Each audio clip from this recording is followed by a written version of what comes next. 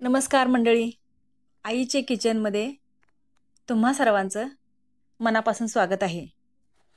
आज मी पित्तनाशक सोलकढी बनवत आहे बरं का। तर त्यासाठी मी आमसूल एक 2 पाण्यात धुवून घेऊन 3 तासासाठी हे भिजत घातलेलं आहे बरं का।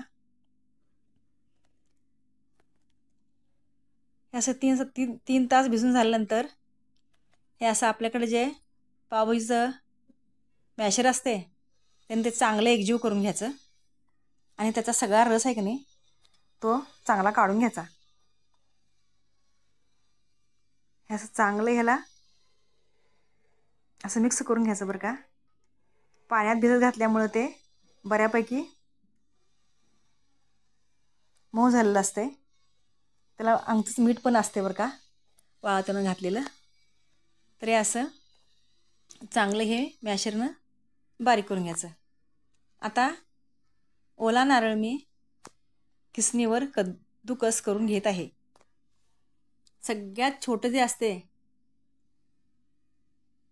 चाळणीचं भाग त्या भागानं मी हा नारळ कद्दूकस करून घेत आहे बघा।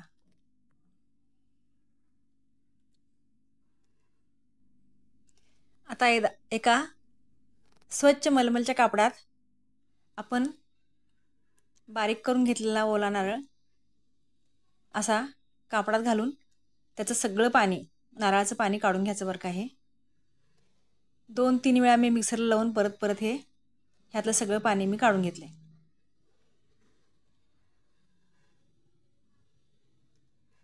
हे शरीराला अतिशय थंडावा देणारा पदार्थ आहे आणि आपलं पित्ताचं शमन हे होते बरं का। त्यामुळं हे फारच आरोग्यवर्धक असं हे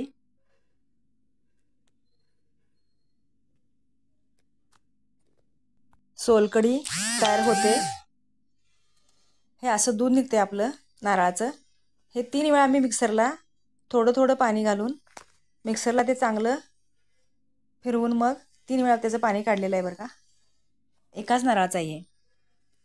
तर अशी ही पित्तनाशक सोलकढी एकदा तुम्ही माझ्या पद्धतीने करून पहा। माझा हा व्हिडिओ जास्तीत जास्त लोकांपर्यंत शेअर करा। माझ्या चॅनलला सबस्क्राईब करा, लाईक करा। धन्यवाद। आता हे असं 3 वेळा पाणी आपण काढलं की ह्याचा जे राहणारा चोथा आहे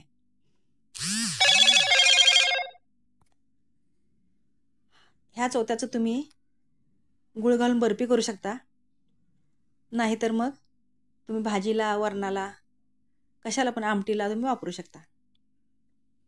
ह्याची चटणी पण छान होते लसूण घालून। लसूण, जिरे आणि कोथिंबीर असं घालून ही चटणी तयार केली की ती पण आपण 1-2 दिवस खाऊ शकतो किंवा फ्रीजमध्ये ठेवून तर 4-5 दिवस खाऊ शकतो।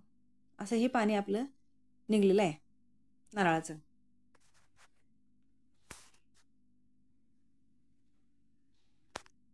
फारच चवीची असते बरं का ही सोलकढी आणि घरातच केल्यामुळे ती पौष्टिक पण असते।